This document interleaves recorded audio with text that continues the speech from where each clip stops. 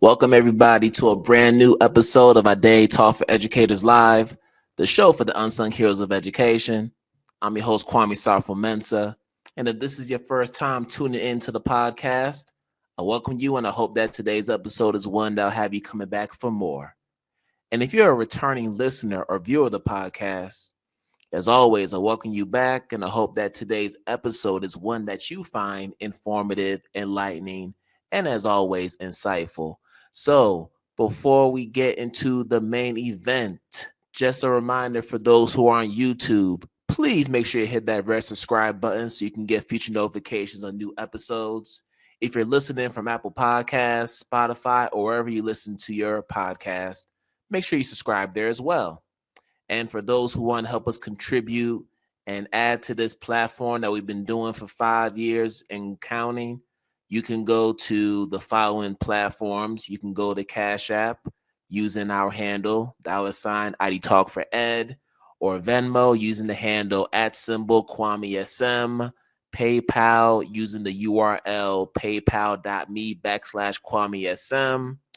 And then for those who are on Patreon, and you want to get access to behind the scenes footage and get perks as a way to show our appreciation for all the support you've given us, you can become a patron today. Now, I want to make sure I let people know that we are in the process of migrating to another system from Patreon. But until we do make that full migration, you can still become a patron today and contribute in that way. And then, of course, if you want to get caught up on past episodes and check out new episodes like this one, you could always go to our main website at IDTALK4EDucators.com. Now, for my readers, as you all know, got my book out right now, Learn to Relearn, Supporting Identity in a Culture Affirming Classroom. This is a book that you want to have in your library. This is probably a book that I know for a fact once word gets out will probably get banned in a lot of different places. But guess what? We got to keep pushing. And we have been doing that thanks to the support of so many of you who have purchased copies and have shared it throughout social media and have spread the word to friends and family members. This is how we got to do it. We got to continue to amplify. We have to continue to advocate for what's right. And of course, you can get your copy at Rutledge. You can get it at any other online book retailer. And then please make sure you leave reviews for those that have copies, because that's what's going to allow for the visibility for this book to increase online. So if you've read the book and you love what you read, and you want to make sure that other people get the book, leave a review, and that's going to go a long way. Also, make sure y'all check out learntorelearn.com to get access to some free learning resources that you can use in your classrooms and beyond. So thank you all for the support. All right, y'all, let's go ahead and get into the main event. And I got a sister that's about to come on who is fierce in every sense of the word. It's always dope when you have somebody who is also from my alma mater, Tubby University. Shout out, go Owls. Also coming from what I like to call my second home in Philly. Lived in Philly on and off for about 13 years, going to school, working in Philly. I literally grew up in Philly. So whenever I'm able to have a Philly native come on to share about their stories and how they got to where they are, it's always special. So I'm super excited about that. But listen, y'all gonna be in for a treat today, and I'm gonna just bring her on because we've been trying to do this thing for a minute. So I'm just so glad that we're finally gonna be able to connect here. So without further ado, I want to bring on the good sister Keziah Ridgeway to the podcast to talk about her life, talk about her activism, her work as an educator, and everything in between. So let's bring the good sister on. Hello. Hi. How are we today? I'm doing all right. I'm making it. As the old people say, I'm making it. We just making it, right? Yes. Absolutely. Yeah, but honestly, deep down inside, it's good to see you. It really is. Thank you for having me. I'm excited. Yes, because I know it's been a lot, and we'll get into some of that for those who aren't aware. But yeah, thank you, because I feel like you're somebody who story needs to be heard, and people just need to know what you've been doing and how you are just doing what needs to be done to advocate for our young people and those who find themselves oppressed and marginalized in our society. So I appreciate everything you do. Thank you so much. I am really excited to be here with you today and be able to share my story on Identity Talk. So, yeah, thank you. Yeah, so we gonna get started. So as I mentioned to our audience, you are from Philly, born and raised, Yes, still here. still here in Philly, never left. And I want to give you an opportunity to just share a little bit about your early upbringing and what ultimately led you to want to become an educator. So, I would have to say that being a teacher was not on my bingo card, which is weird because the one thing that I did all the time when I was little was like play with my Barbies, and I would play school with my Barbies. I was so weird. I was one of those little girls that would like make fake books and tests and create like a school for my Barbies, and I would be the teacher. But it just never occurred to me to be a teacher. I was like, I'm gonna be a lawyer. I'm going to Temple to be pre-law, and I think it was a few things that sort of guided me. I met my husband, got married while at Temple, and I just was like, okay, if I'm a mom and I'm a lawyer, that's going to be like really hard. Like, am I really going to have the time to be able to devote to law and children? So I was like, okay, that's not going to work. So what can I do? Like, what do I really love to do? And I was like, you know what? Like, I really love history. Like, history is the creme de la creme of everything for me.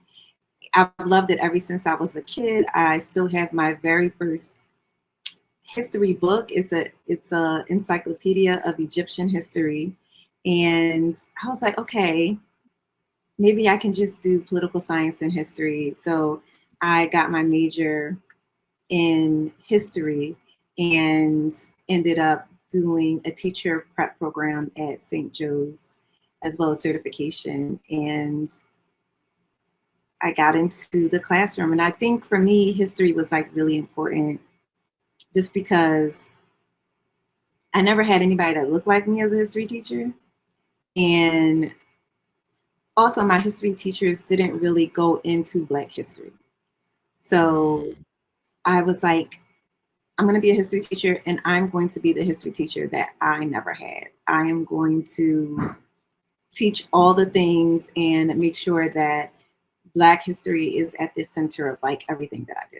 So as you were going through your K-12 journey Mhm.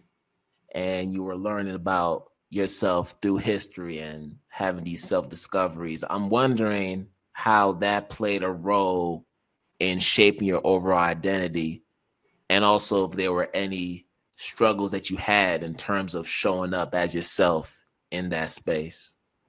Yeah. So, what's really interesting is that I guess I should kind of like go back a little bit. So, I call myself a second, third generation Great Migration, or I should say a daughter or granddaughter, second, third generation of the Great Migration. So my grandmother is from North Carolina. She was actually born in West Virginia, which is crazy. Wow. And so that's my grandmother on my mother's side. My father is from Choctaw County, Alabama, which is close to Mobile, also not that far away from Africatown. So Southern roots, but Northern born. And I've always been surrounded by Black people. Like, I grew up poor, Freeman Rosen Projects, part of North Philly, and just really did not have, I really wasn't around anyone other than Black people. So I've always really just had a love for my community and myself, but also like got teased a lot because of how I looked. When you have like very, very Black features, you know how it is in your family, people can tease you and things like that. So Yeah.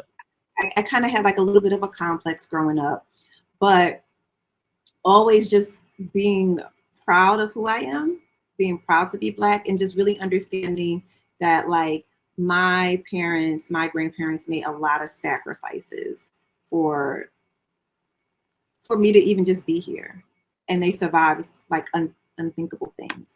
Obviously, that played a role into what they could and could not provide for me as a child. And I guess like, we'll talk about that later.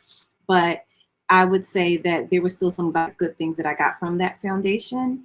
And as a result of that, I feel like it really enhanced who I wanted to be and how I showed up, even in the teacher prep programs and in my history classes, being the only Black person oftentimes, the only Black Muslim person oftentimes, in a field that is dominated by, white males in terms of history.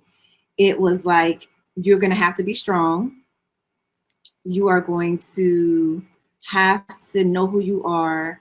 And most importantly, you have to do additional reading in order to have the background and the knowledge that you really need to have about who you are and who your people are, who your community is. So now, like, I have to learn about like West Africa. I have to learn about, what was happening there. I have to learn about Timbuktu. I have to learn about Sundiata Keita, Mansa Musa, and also like what's going on in East Africa and in North Africa. So I need to learn about the ancient Egyptians, and I need to learn about Sudan. Well, what is Sudan now?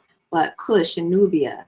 And so I think that foundation played a huge role in me being like super curious about who I am, wanting to make sure that I had a firm foundation of who I am and who our community was going into the classroom, and then making those connections to my students because of the background that I have, because I grew up not having a lot. Seeing students in front of me and knowing that they might be going through the same things and being able to connect, I think was like super important to me. Oh, yeah, that's what's up. And I could say this, being at Temple allowed me to even have that kind of education too, because I did minor in AFAM studies. So I spent a good amount of time in Gladfelter. Yes. Did you Good have amount of Dr. time in Jenkins? Gladfelter. Who? Did you have Dr. Jenkins? Did you have Dr. Jenkins? It's been so long. I remember having Dr. Norman. Okay. I had him for intro to AFAM studies. Okay. I also took a hip hop course with a brother named William Boone. I don't think he's there anymore. No, I don't think so. And then I took another course with my man, that's it, Anthony Dandridge. I took a course with him. Okay. So I don't know these. So I mean, Philly's small, so you probably know some of these people. Yes. I asked you about Professor Jenkins or Dr. Jenkins because he had a really heavy Southern drawl. And what was his first name? I can't remember. Man, I cannot remember, but he had a really heavy Southern drawl. And I really enjoyed his class. He was doing African American history, I believe from like 1865 to present at that time. And I really learned a lot from his classroom, for sure. Yeah, I took a lot of dope classes. I think the one that was the toughest that I appreciate now was it was Intro to Research Methods. I took it with Dr. Sonia Peterson Lewis. Okay. And she also did the follow-up to that as well. And I was just one class away from being a double major and graduating with both. But man, that class was a beast. Like she had us working. Oh, she had us working. Nah, but she Okay. was solid. She was solid though. Aw. But yeah. But yeah, shout out to Temple, man. Shout Like out to Temple. I still have shout friends from out. Temple. I still have a lot of friends from Temple. Yeah, for sure. Yeah. Um, I can remember being in Philly. Maybe it was maybe 4 or 5 years back, Hmm. and it's so different. Like I can remember when I first moved to Philly. Now I'm dating myself. This is like almost 25 years ago, Okay. right? And there was a time where if you were in West Philly, you could not get past you could even go past 45th or 46th in Baltimore. Hmm. Like you go past there, like okay, you got to brace yourself. Yeah. And then now, like over time, I come back, I'm seeing Drexel shirts. I'm seeing white folks up in 60th, up in the 60s, and I'm like, Mhm.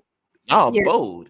I wouldn't have done that 20 plus years ago. Yeah. So it just comes to show you how much the city has changed and how Yeah. gentrification is really, did it in. You know what I mean? So It's it. It's it. I live in University City right now, which is the bottom. And okay. I used to live in the area. I was in I think 45th and Sansom. hmm And then I also lived once I met my girlfriend at the time, now my wife, then oh, I moved around to like 45th and Osage. So God, oh, closer to oh, like sweet. Clark Okay. Park, Baltimore Ave. Yeah. So like Yeah. I was in the route. You was there. Bless Philly, bless Yeah. Philly. But Wow. yeah.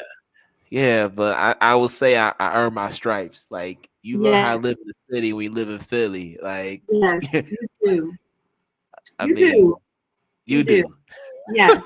And I think also like college is one thing I could say about my experience at Temple is it grew me and allowed me to have a greater appreciation for other cultures and other people. Like I picked up a lot of different like words from multiple languages, a little Urdu, definitely lots of Arabic, and just was able to meet people from different walks of life. And I think, not I think, I know that because of my experience at Temple, that is what introduced me to like Palestine and what was happening Mhm. there.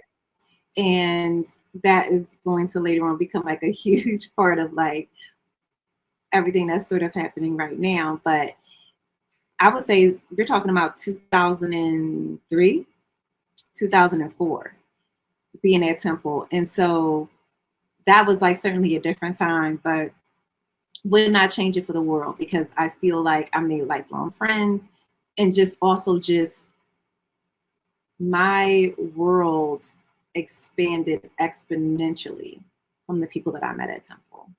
Hi friends, it's me, Thaddeus from Thaddeus Nature Notebook. Are you loving our journey into the wild and learning all about awesome animals? Then don't forget to subscribe.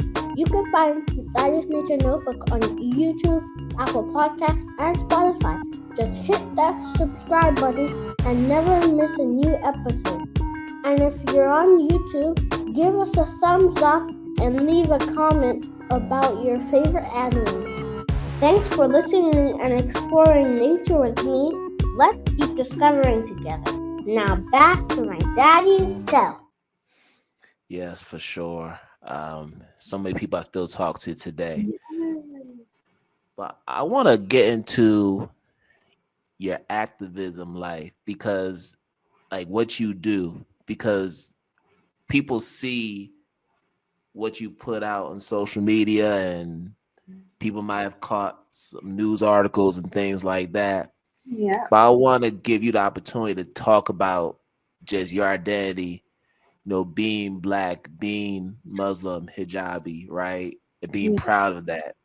Yeah. How does that factor into your love for educational activism? And I want to make sure I provide context because you lived in Philly there is a huge Black Muslim population. Like it's not uncommon to see brothers, sisters out there. So Yes, I want to make sure I contextualize with that. absolutely. So I converted when I was, I want to say either 16 or 17. And it certainly calmed me down a lot. Because like I said, I was from North Philly. So, I was very like, It's and North Philly, North Philly, North North. Philly. Yes. So Islam definitely calmed me down, gave me more grace, gave me more focus, and also enhanced my sense of like justice and what I thought was important to fight for. And so I would say, like, even in high school, I was a part of Philly Student Union. At that time, we were dealing with like the takeover from Harrisburg and lack of funding even then. And I remember like get on a bus with other student activists going to Harrisburg, fighting for better funding. And then also when the Iraq war happened, I remember like leaving school early, protesting that. And so I'm always here to people that like, I've always been an activist, right? Like since high school.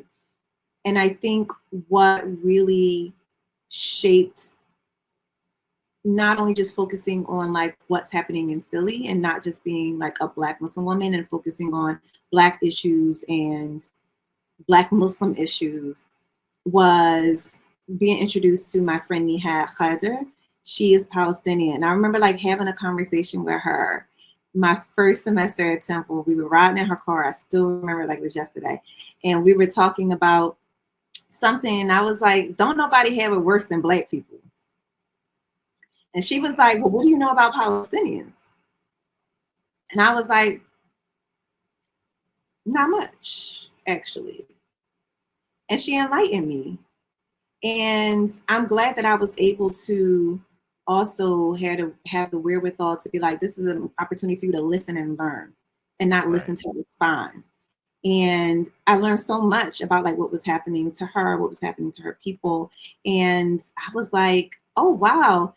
Notice so much similarity in terms of like how we show up, how we resist as a community between, Black Americans and Palestinians, and just develop like a really strong affinity for that. And moving forward, when I decided to become a teacher and come into the teacher space, I brought that with me. And so my first job was actually at an Islamic school called Al-Aqsa, which is here in Philly, and heavily attended by a lot of Palestinians. And they just accepted me. There were some issues, in terms of like some anti-Blackness that reared its ugly head. But for the most part, like welcoming, constantly feeding me, constantly loving on me, loving that I was a convert, and loving that like I was this person that just always had a strong sense of like morality and justice and wanting to stand for that. Mm-hmm. And so I would say that being an activist is not only integral to my community and my upbringing, but also I just want to be there for anybody who might be experiencing like oppression and wanting to be a voice for that. And so in our religion, in Islam, there's a hadith that says, if you can't change something with your, if you can't change it with your hands, change it with your mouth. If you can't change it with your mouth, change it with your heart. So that means that like you still must do something. It's an obligation for us as Muslims to stand for what's right and to be there for that. And so, yeah, I feel like being Muslim, being Black plays a huge role in my activism and why I feel the need to like constantly speak out. And knowing that is your orientation, how you present yourself, how has that how has that informed the way that you navigate the different spaces you work in, particularly as a classroom teacher? Because I know there has to be tension when you show up in that way. Yeah.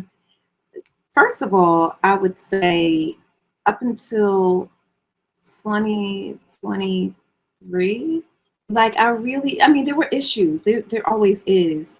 But Yeah. I feel like I was super celebrated for being someone who knew what I was talking about, well educated, was a exemplary teacher, an exemplary history teacher, and one that my school district would definitely constantly uplift. So much so that I got an award in 2020 for being an excellent teacher. It's called the Limbeck Award. It's a prestigious award here in the city of Philadelphia. And it comes with a stipend, which I actually took and spent on bringing an Afro Native woman who is a part of the Shinnecock tribe to my classroom virtually, because at that point about everything was like pretty much virtual. So I brought Yeah. her to my classroom to talk about Indigenous history and who she is as an Afro-Indigenous enrolled member of a tribe. And her name was Shanae Bullock. So that's just, one example of how not only did I win this award, but then I took it and used the monetary funds to provide more knowledge to my students from people that you don't typically hear from. And that's just, one of the things that I've done. At my school, I started something called Groceries for Philly, which started after the uprisings of 2020. And basically, people were online referring to our public school children as animals and all manner of things because they participated in looting. But me, I had read Martin Luther King's speech that he gave, and one of his speeches that he gave, where he talks about riots being the language of the oppressed and unheard. And he talked about like why riots actually happen when there is racial strife within this country. And so seeing that, I was like, okay, what can I do? So I said, all right, people are upset about the supermarket that got, sort of destroyed as a result of the uprising in West Philly. So I said, I'm going to go and buy food from the supermarket that I'm close to, and I'm going to bring food to West Philly, set up on a corner, and just give it away. That turned into something like super beautiful, where we just went around to multiple schools, including my school, and we were able to give out food to, I want to say, like hundreds and hundreds of families. Overall, I want to say we gave out at least $70,000 worth of food over the course of like 2.5 years. And my students were able to come out and be volunteers for that. So they got to not only learn history in the classroom, but also learn like what it means to have community and be in community and how to serve your community. Wow.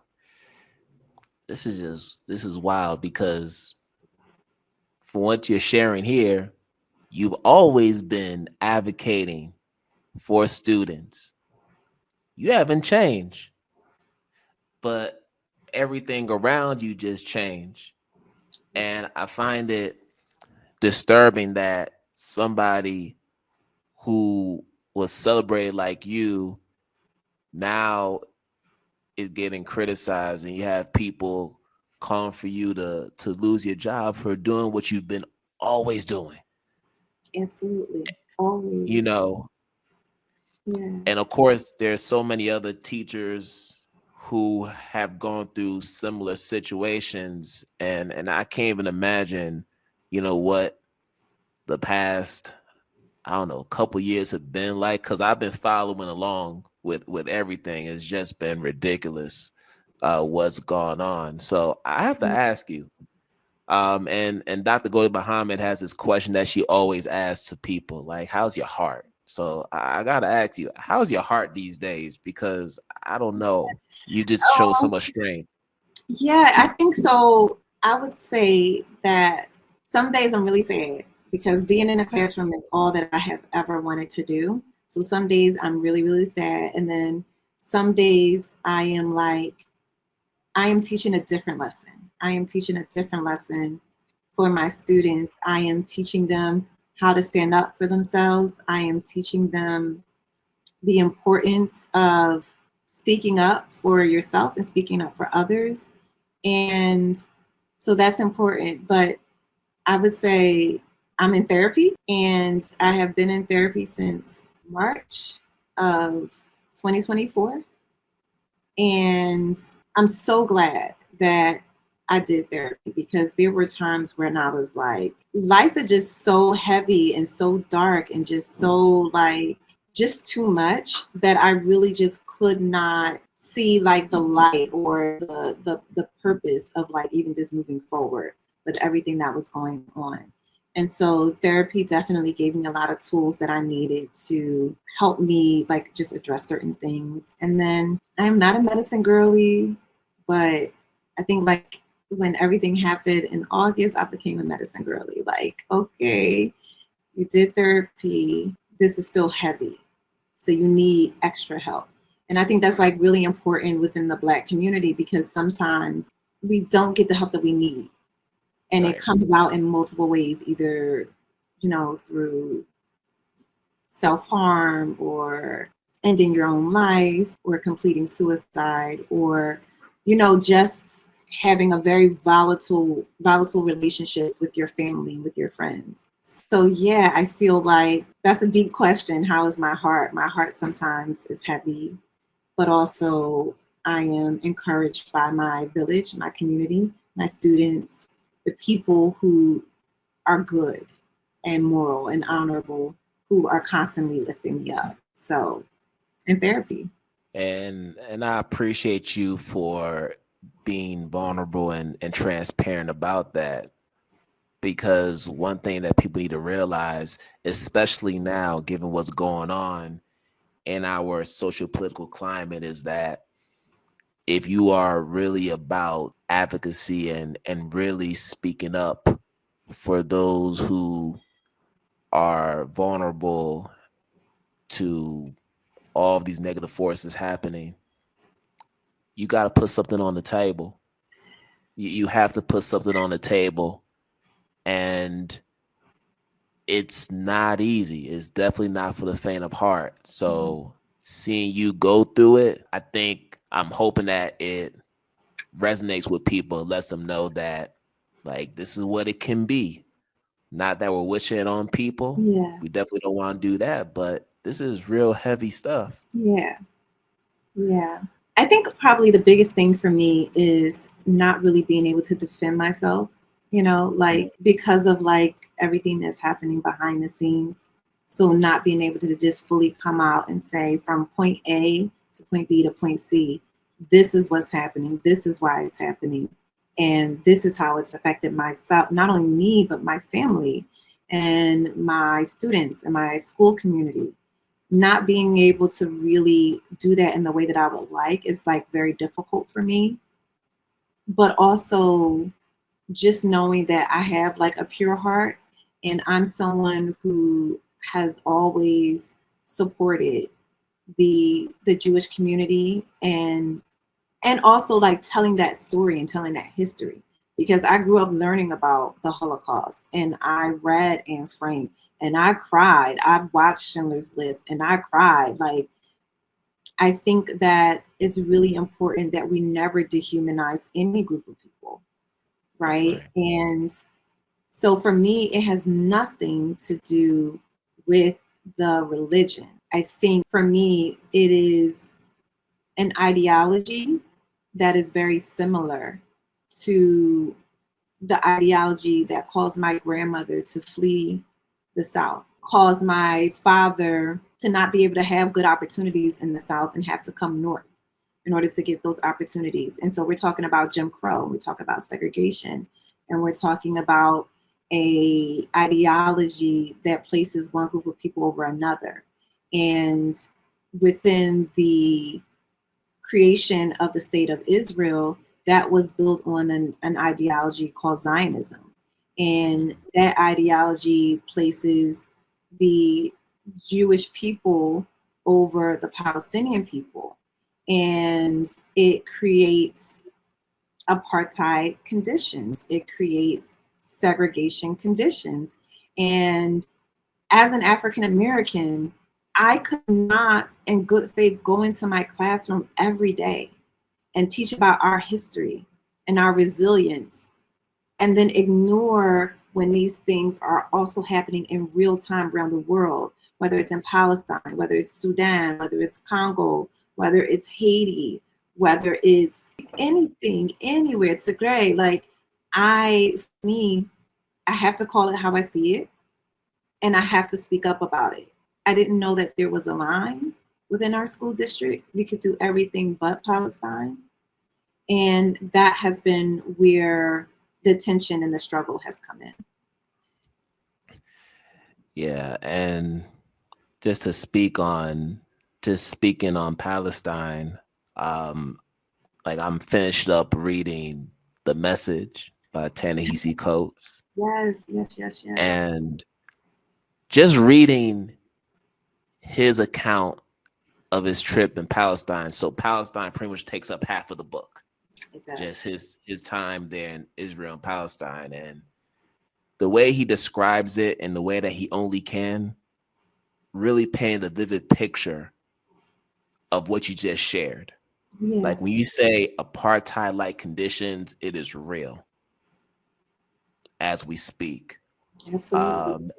And I'm so glad that he's able to get that literature out, because, you know, this is coming from a Black man who is going into both Israel and Palestine and seeing it for himself. Absolutely. So to get that account of what's going on is so important, especially when we think about counter narratives as well. Absolutely. Yeah. And I would also add that, like, so one of the things that I do in my classroom, I do creative writing because I love to write. I write poetry. And Nice. I remember having my students write about what they did over the summer. And I remember reading like these narratives and these poems from my Palestinian students, literally talking about checkpoints and how they had guns in their faces. Yeah. And there was even one situation where a Palestinian student had drawn a gun for another assignment, and a teacher reached out to me and was like, hey, like, I know you have a relationship with this community, and this is probably related to what they experienced. Can you help me understand what's going on here? Instead of like, getting them in trouble. And I'm like, oh yeah, they just got back from their summer vacation to Palestine. And that's like one of the first things that greeted them at the checkpoints as they're trying to go from point A to point B. So, I think like not even just, even though I haven't been there myself, but being able to view it through my students' eyes has been so profound for me. Yeah. And that's why it's important for those stories to be out there. And as you're talking about your current trials and tribulations and what's going on, I have to ask, have you thought about what's next? Like, I know for a lot of us who really believe in this work, sometimes in order to protect our peace, we got to pivot away from what we love. We got to pivot away from the kids that we come and see every day in order to do this work in a different way that's going to be psychologically safer for us. So I'm wondering if those thoughts ever creep up in your mind from time to time. Think about it all the time. I think about it all the Yeah. time. Like, if I can't get back in the classroom, what would I pivot to? And it's so hard to imagine a life not being in front of kids every day. But I know that I love history and I love museums. So maybe I'll be a museum curator, or, and be able to still teach in that way. Or maybe I'll open up a bookstore and have programming where I can continue to reach children, but also adults, because that's one of the things that I've always wanted to do. And one of the things I was really excited about doing during the pandemic, when school shut down, I offer a live African American history class that was attended by adults and children from all over the country. And actually, it went sort of viral, and the school district approved me to be interviewed on the nightly news for my efforts. And so I realized then, like, I could like really reach an entire different demographic as well. And so just sort of thinking like also offering virtual courses. So I'm thinking about what I could do, but also it's just like hard to stay there because I'm like, I've been in a classroom for over a decade. So it's hard to imagine like what else comes next, you know.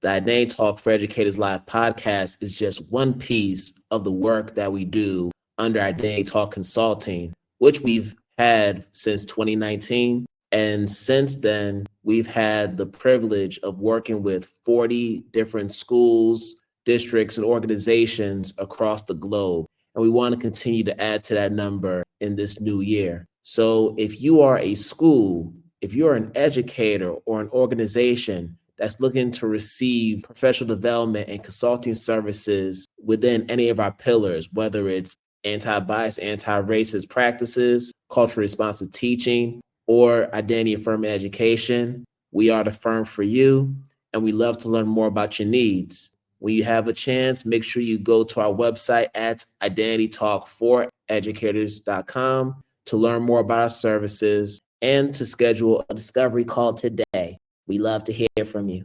Yeah, I think about that, but then, you know, when I see people like my guy, mutual friend of ours, Ishmael Jimenez, and I talked with him. Him and I actually talked together when we were at Kepler Charter School. So we go back. We did like a year together, and I said, man, this brother's sharp. So that's where he was before he went to Kensington and taught for all those years.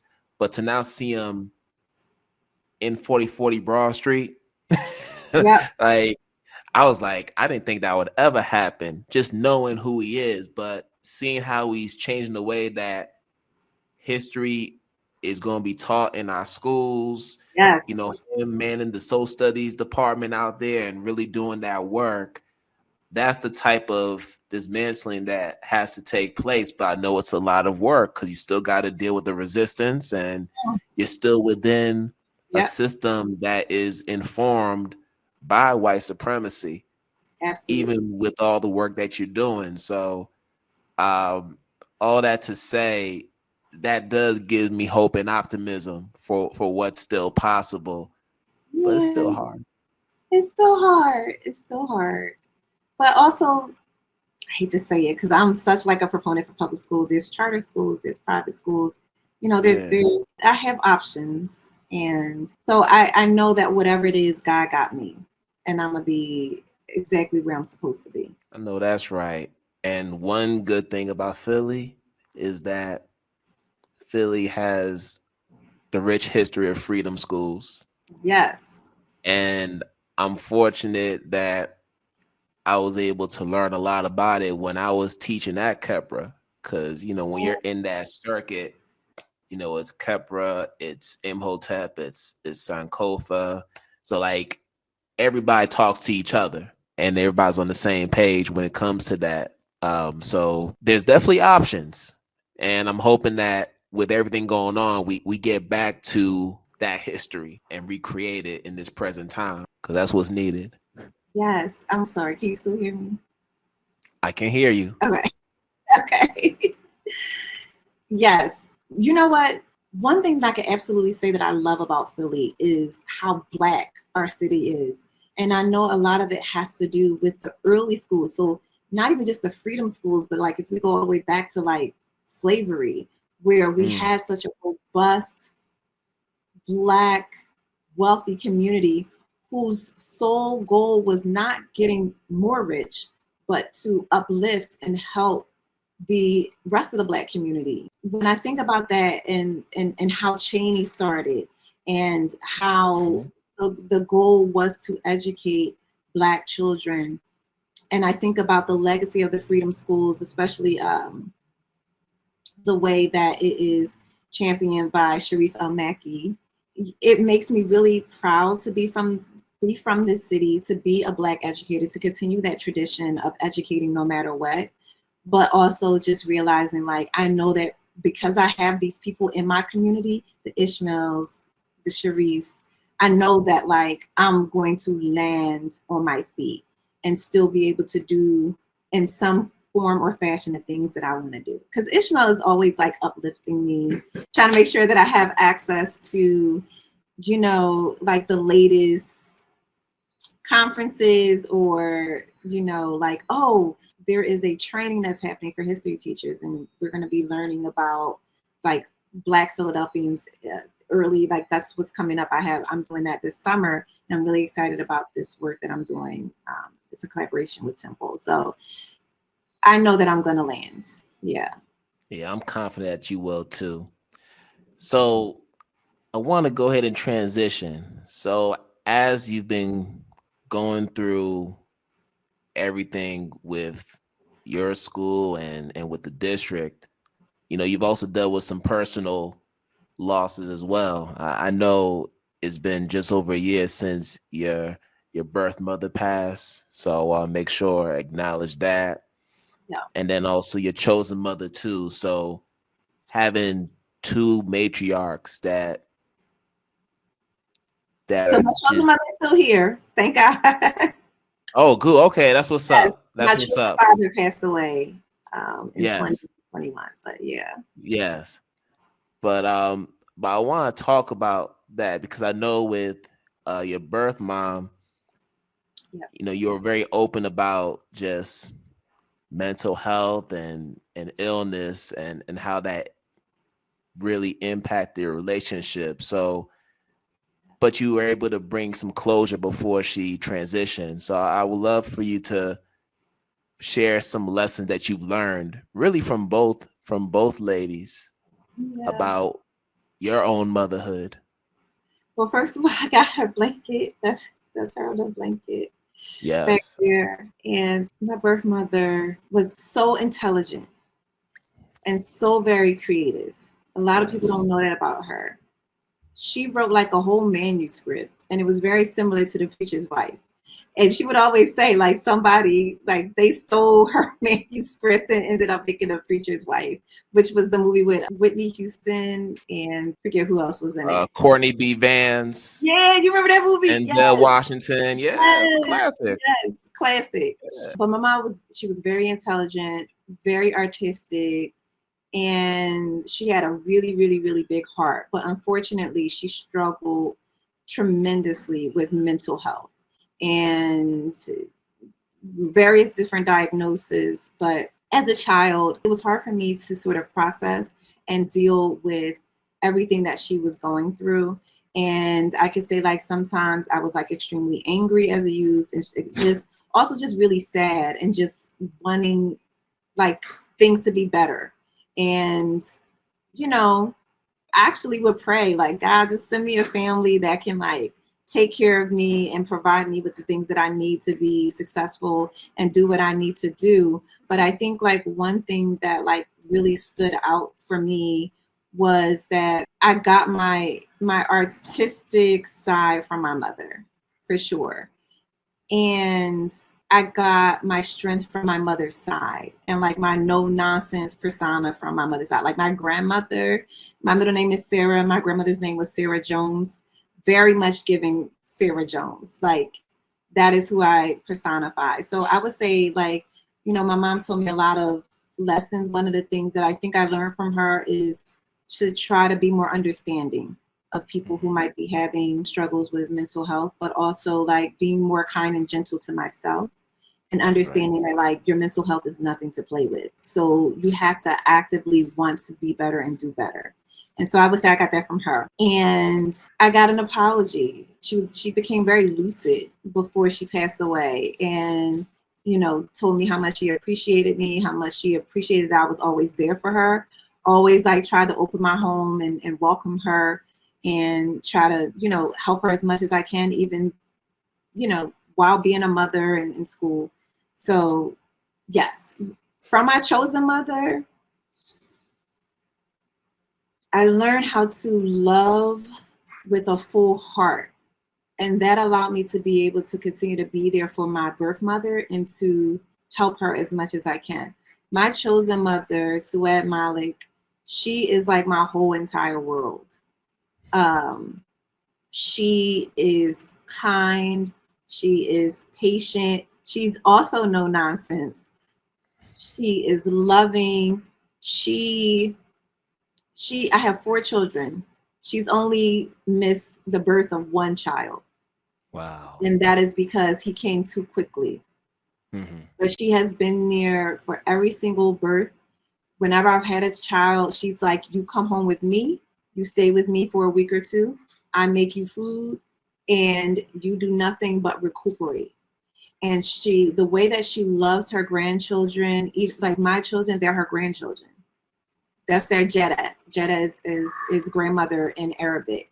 But I would say, like, I learned how to cook from my birth mother, but I learned how to cook from my chosen mother. And I just learned selflessness from my chosen mother. She is such a selfless person, and sometimes people take advantage of that, and that makes me so upset. And that's why I tell, like, whatever I can do for her, I do. However I can show up for her, I show up for her. She is the epitome of the type of person you would want as your mom. And I'm just so blessed and grateful that God brought her into my life along with my chosen father who passed away. I'm so grateful that I was able to have them in my corner, rooting for me and helping me to become the woman that I am today. And it's apparent that you've been able to draw from their strength, especially during this time. And I thank you for even taking the time to talk about that, because it's important that we give our elders, especially our parents, the flowers when they're still here. Because sometimes they pass away and we don't even get the opportunity to do that. So I'm glad that you're able to do that for yourself. Yes. Oh my God, you just like made me feel all like warm and squishy inside. Yeah. I just like, we do Saturday dinners, and so it was just over there yesterday.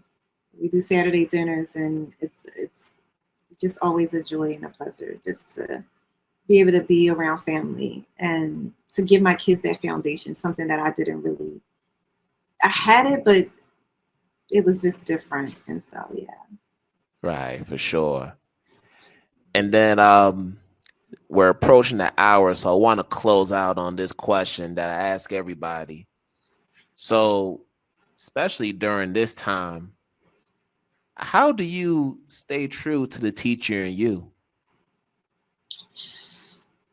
I think my motto has always been, be the teacher you didn't have. And so how do I stay true to the teacher in me is to constantly just continue to show up, but also understand when I am overwhelmed and taking breaks. So I think that's like really, really important. So many times we just keep going. We run ourselves down to the ground. And so I would say that staying true to myself, staying true to my morals, but also resting is the most important thing that I could do for myself, the most important thing I could do for my family, my students, and the people that I advocate for. There it is. That's the word. But thank you so much, Keziah, for coming on. Thank you. Thank you. It's been a wonderful conversation. And I want to make sure that I give you an opportunity to share with folks how they can connect with you either on social media, or I know you have a website too that Yes. I want to give you a chance to pub out. So this is your opportunity to share a little bit more about how people can connect. So I am on Instagram at Teach Kizzy Teach. I'm also on Threads, Teach Kizzy Teach. I am on TikTok at Black Women, Black History. And I have a website, www.KeziahRidgeway. Well, www.KeziahRidgeway.com.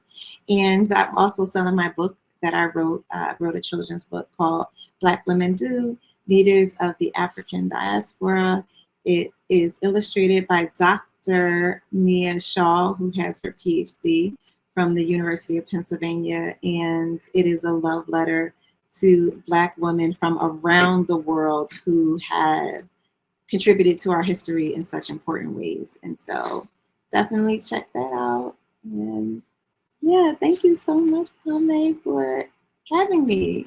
I feel so honored. Yes. And we'll make sure to put all the information in the episode notes. Please make sure you get her book that's been out.